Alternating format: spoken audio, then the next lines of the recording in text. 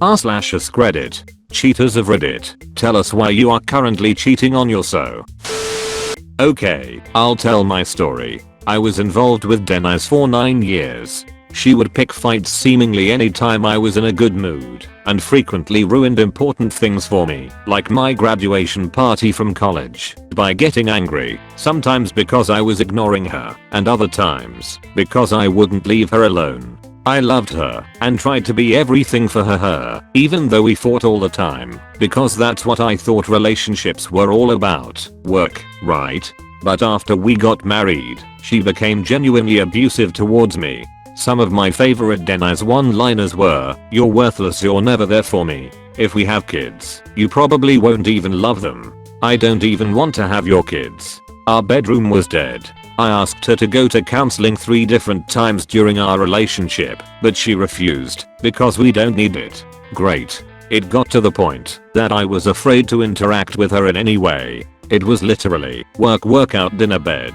Eventually, I started to get really depressed and ended up talking to a friend of several years, Jamie. She was nice to me, not judgmental, and seemed to really care about me and how I felt. We started spending more time together, and it eventually started to grow into an emotional affair. Eventually, we fell for each other, then Denise and I separated and divorced, ironically after she asked me when we were going to start having kids. Of course, Denise found out. They always do. Obviously, she was very hurt and angry, but she ended up asking me basically why Jamie and not me. To which I replied, I can trust her with my emotions. She doesn't hurt me. We stayed up all night, talked a lot, hugged a lot, cried a lot, apologized to each other, and divorced uncontested.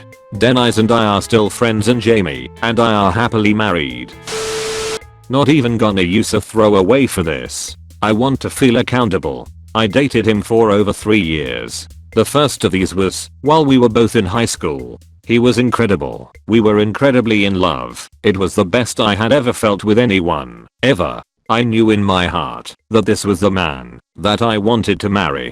The second year was long distance. He went to college in a city 6 hours away. I was a high school senior. We still made sure to see each other about once a month. I visited him, met his new friends, really liked them. I also got to experience college life at the school, which is where I was applying for the following year. As much as people say long distance never works, for us it only served to make the relationship stronger. I think a huge factor in our ability to tough it out was that we hadn't had sex yet at this point. Yeah, we fooled around, oral and whatnot, but we kept that one thing as something to look forward to. He sent me letters every fucking day. I still have them all in a folder. Sometimes I read them to this day when I'm feeling masochistic. Then I started my freshman year in college. Again, we were such power couple. His friends loved me, my new friends loved him. We were so happy to be together again. And one day, we decided it was time to finally do it. And, my god, it was glorious. Around this same time, one of his closest friends started acting really weird around me. Whenever we were out as a group and we were drunk, he would start saying things like, "Oh god, Lily_Tiger, if only, or I would treat you like an Egyptian queen," and random things like that. It made me uncomfortable.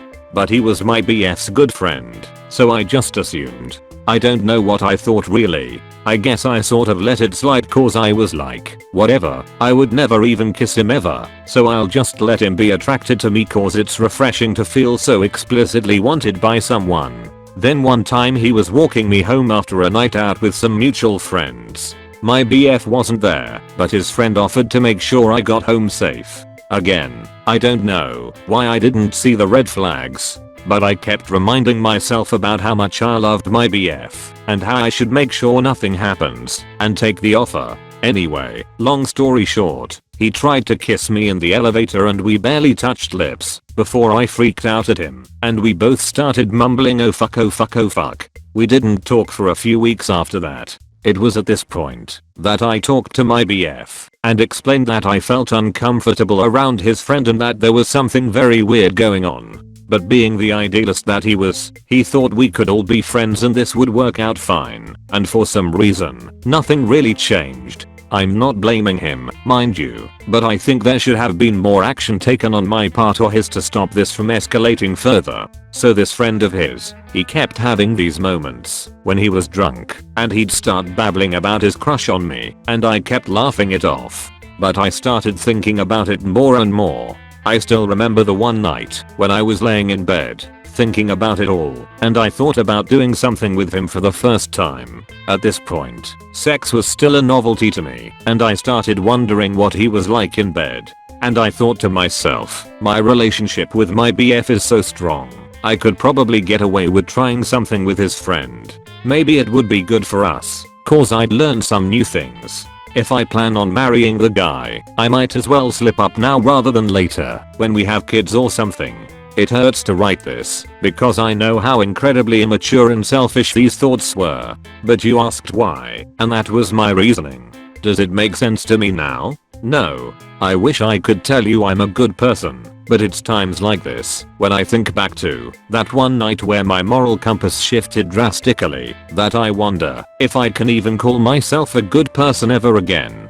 But at the time, all I felt was excitement at my new plan. All I had to do was get away with it. And thus began my roller coaster of an affair with my boyfriend's friend. We would drunkenly kiss, and the guilt would start to eat us alive. So we'd meet up to talk about it a few days later, which would lead to us feeling like shit about ourselves and what we were doing, which would lead to God, I could use a drink, which would lead to another hookup. All this time, my relationship with my BF was going on in the foreground. The fact that I wanted to be with him long term was the reason I didn't want to just break up with him. The best way I can describe what I wanted was this: I wanted to marry him, and I wanted to date his friend. I could never see myself in a relationship with the other guy, but I just wanted to fool around and experience a short-term fling for what I thought would be the last chance I had. In an ideal world, I wanted to put my relationship on pause, live a little, and conveniently resume when I wanted to. This reeks of selfishness. This is dragging out, I know, but I want you all to understand my thought process every step of the way down that awful rabbit hole. The deterioration of my heart was such a gradual process that I hardly noticed it, let alone thought I was doing anything wrong. How fucked up is that? It makes me sick. Long story short, my boyfriend eventually found out about it after a few months. I don't want to go into details about it because it was, without a doubt, the worst night of my life. Not because I had been caught, but because all I can think of is the immense pain I put him through. It kills me to think about it, because I don't even remember it from my perspective. I remember it from his. I see myself crying and begging him to hear me out, and all I feel is a stone in the pit of my stomach, and I feel betrayed. It's awful. I don't want to elaborate. That's why I cheated. I can't put a TL, doctor, because I cannot summarize it in one sentence. It was a gradual descent into selfishness, sparked by naive curiosity and a false sense of safety within my relationship. I still have not forgiven myself. I'm glad someone asked, because I've felt like getting this off my chest for some time now, but there's no one I can tell. I'm not currently cheating. This ended about 2 years ago. I was lucky that it ended before I ruined a lot of lives. I had been married for close to 15 years and had 4 kids when I met her. She was a friend's girlfriend, and the 4 of us, him and her, my wife and I, had all been playing WoW together for about a year when we started hanging out in person. She and I hit it off immediately, and we both felt like we were appreciated in a way that didn't exist in our primary relationships. We started talking online, outside of the game. We talked about what we thought was missing from our relationships, and for about a month or 2 it was just getting to know each other. Up till this moment in my life I always believed that cheaters were the worst form of filth. I had friends in the past who had cheated on their wives and girlfriends and they disgusted me. But at this moment I was convinced that the only way for me to be happy was to be with this girl. So I asked her if she'd meet me for a drink someday. We met a few days later and had a drink. During the course of that meeting I felt myself falling for her. I felt like I would do anything she asked me to. I felt like I was in love in a way that I had never felt before. As we were leaving I kissed her. We texted over that weekend, and it became apparent that we both wanted it to become physical. Within a week, it was. I was convinced that I needed to leave my wife and family and be with her. She was 9 years younger than me, and I thought I loved her. I was lying to myself, but I was so close to the situation that I didn't even see it. I couldn't see it. I was dumb. I almost lost my family because I was blinded and confused. Leaving would have been the worst mistake of my life, and I'm convinced it would have destroyed lives. We saw each other for over a year, though usually only once or twice a month. The ending was complicated, but the end result is that I was lucky to get out with my family intact. I was weak, and I went after what was new and exciting instead of putting all that energy into fixing what was wrong with my marriage. I don't recommend it. I was on and off with a girl for 2 years. I loved her more than anyone I'd ever loved before, but she was afraid of love and her feelings for me, so it was always mixed signals. One day we finally talked about everything, got my closure, and was able to move on with my love life. A couple months later I started dating this amazing girl. She seemed perfect for me. Everything was great. She knew I was still friends with my ex, and she was able to accept that for the most part. However, after a while she wasn't so okay with it, so I began to hang out with my ex behind her back. We never did anything until one day she asked me something that led to talking about us, and things escalated from there. I ended up kissing her, and she rejected me because I had a girlfriend. But I kept trying, and we made out a little. I didn't feel guilty afterwards because I loved this girl, and I had only known my girlfriend for a few months, so my feelings for her weren't nearly as strong. After I realized my ex and I weren't going anywhere, and it was better that we didn't, I asked her not to ever let me kiss her again and to slap me if I tried. After some time I grew to care more about my girlfriend and felt really guilty. I imagined her finding out and how much it would hurt her. I developed so many insecurities from cheating. I felt like, since I could get away with it, so could she. So every time she would talk about her ex I'd cry. I know it was a bad thing to do, but I learned a lot from it. I'll tell you why I cheated on my last, so I would never ever cheat on the man I'm with now. So I met this guy online, technically on a dating site, but we met from being forum regulars. He was kind of a troll and a lot of people hated him. I was 19 and going through a goth phase, and he was 26 going through a know-it-all phase. We went on a date after talking for a couple weeks and had sex on the first date. 3 months later, we are still dating, and I find out that he has a girlfriend, but they are polyamorous and wanted me to be as well.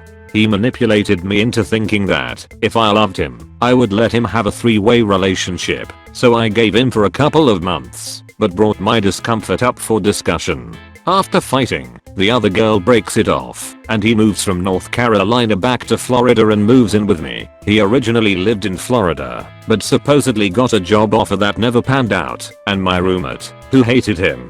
He started out manipulative, then it was verbal abuse, and then it became physical abuse. I tried leaving him multiple times, but he wouldn't allow me to, and I was afraid of him.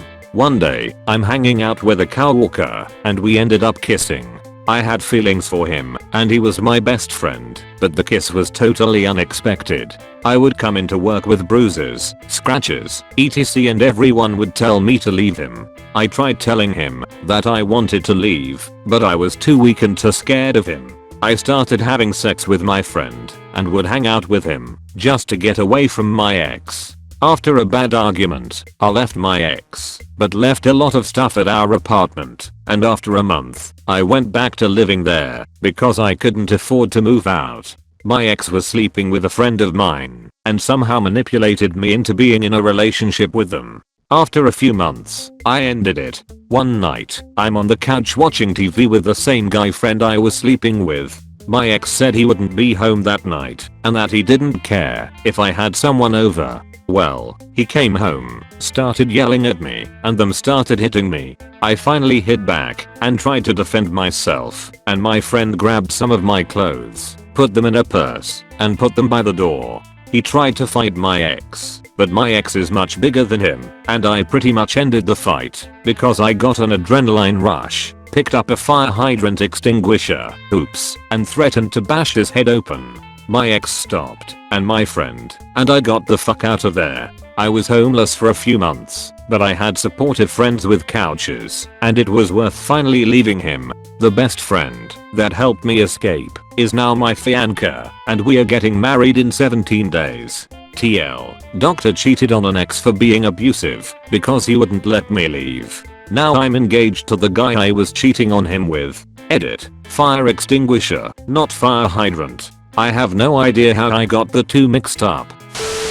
I've probably written this post 3 times, and it keeps unintentionally sounding like I'm writing a defense of myself. I'm just gonna lay it out there as bluntly as I can, and hopefully you can find some insight and ask questions rather than just tell me things I already know about myself. I've been dating a girl for 3 years. I cheat on her regularly and feel like a sack of shit every time. I cheat because it's easy for me to talk to girls, and I live in Japan where beautiful girls flock to confident foreigners. I cheat because I love the puppy love feeling you get when you go on dates with new people. I couldn't care less about the physicality of sex. For me, it's all about the emotional rush of making a connection with someone, holding hands, learning about them, kissing them. One could probably argue that emotional cheating is the worst kind of cheating. I haven't broken up with my girlfriend because I'm selfish, and know in my heart I'd never find someone I love more than her. I want to believe that I can change myself and be a better person and leave the past behind me. I want to stop this behavior probably more than I've wanted anything in the world. I have a horrible perception of women. It's almost an obsession to see a girl at a bar and make it my night's goal to get a number. You might see this as me victimizing myself, but I honestly believe I've developed an addiction to women.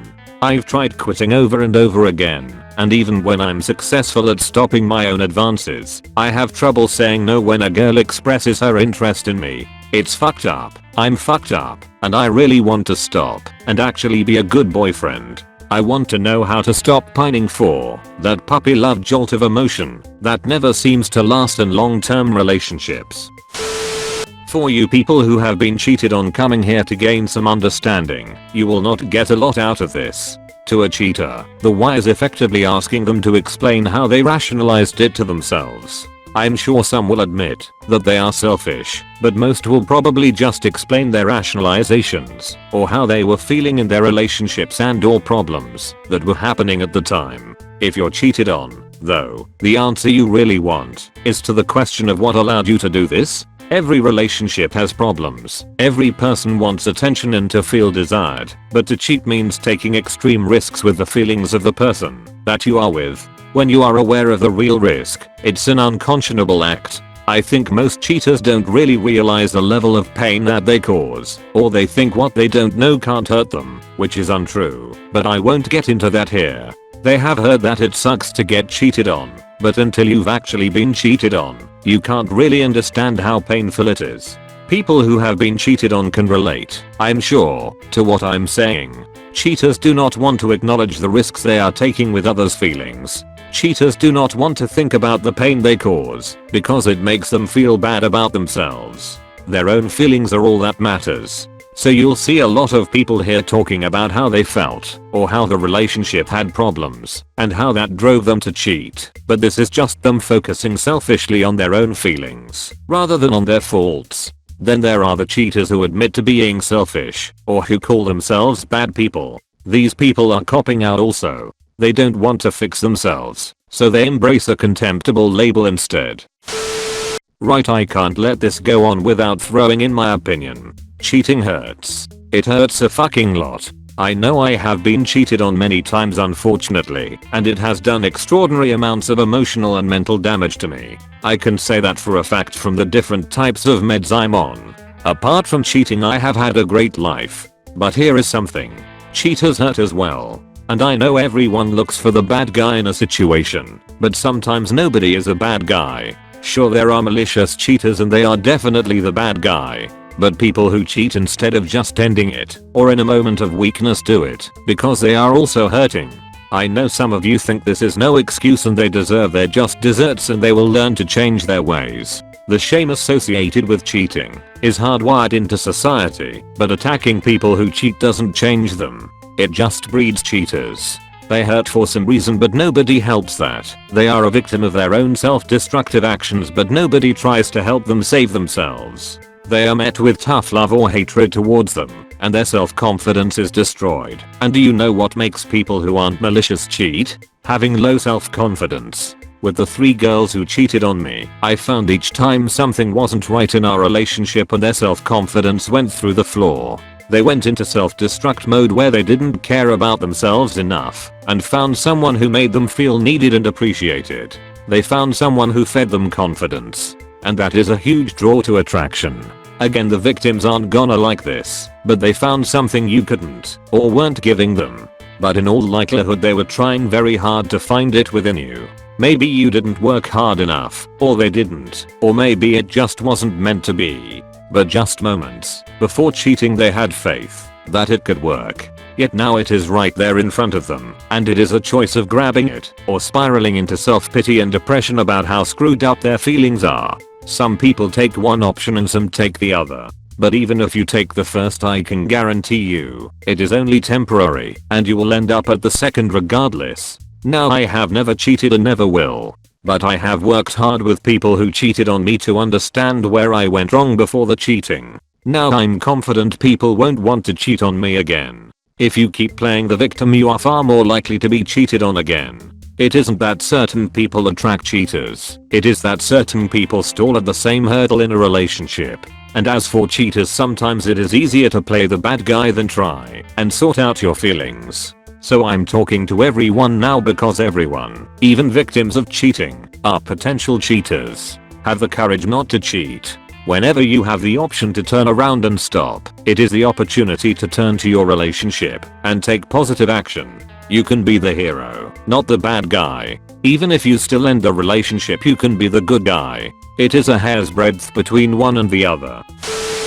I'm on the other side of this whole thread. I married the only girl I ever truly fell in love with. I was 35 when we got married. She was 45. I had waited until I thought it was right in my life, so I got my first chance at married life at 35. Loved everything about it. She was so great in the early years. We'd been together 5 years when we got married, had lived together for 3. I was making good money at the time, and she was broke when I first met her, like really broke, government housing, etc. But I got her out of that life. We bought a big 5,000 square feet home, well big for what I'm used to, with a huge fireplace and 3-car garage, 4-bedroom. She had 2 sons, one lived with his dad, and the other lived with us. I was actually closer to his age than hers. We became super good friends. I paid his way through college, bought him a brand new truck in 1994, off the showroom, Z71, and I had it lifted with big tires.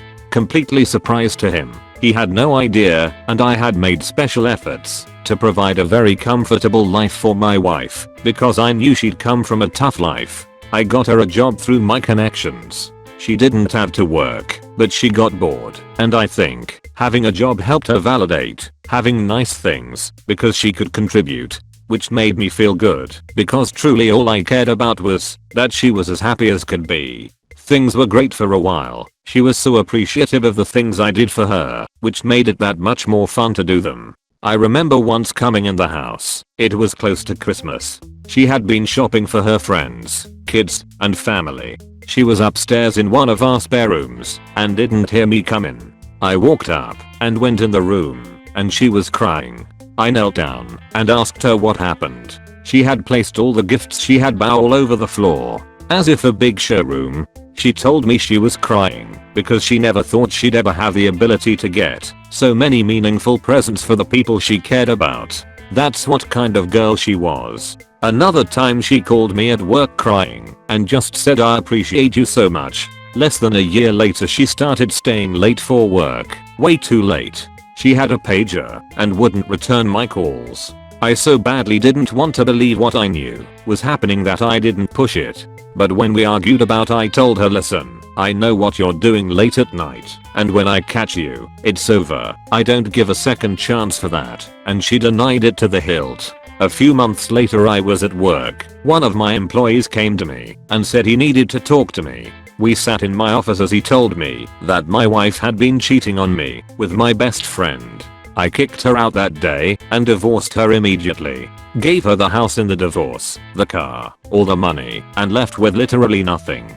Just to get out. Of course I never spoke to my friend again either. That was in 1996. I have not had a relationship more than a couple months since then. I'm 46 years old now, and I have no interest in dating or being with anyone. I'm a little lonely, but not too bad. I'll be alone probably forever. The thing I keep thinking is, well, I know I won't let myself down. You should realize how much of an impact cheating can have.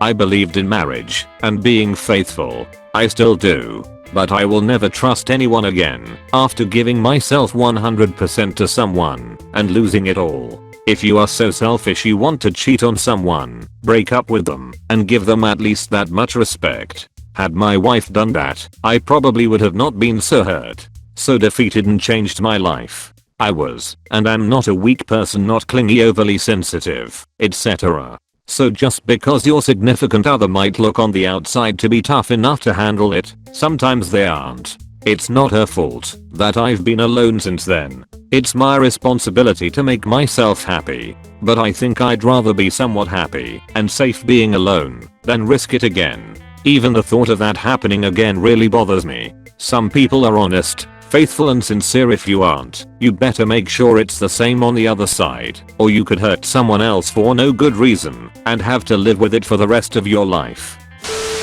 Thank you so much for watching. Please like and subscribe the channel.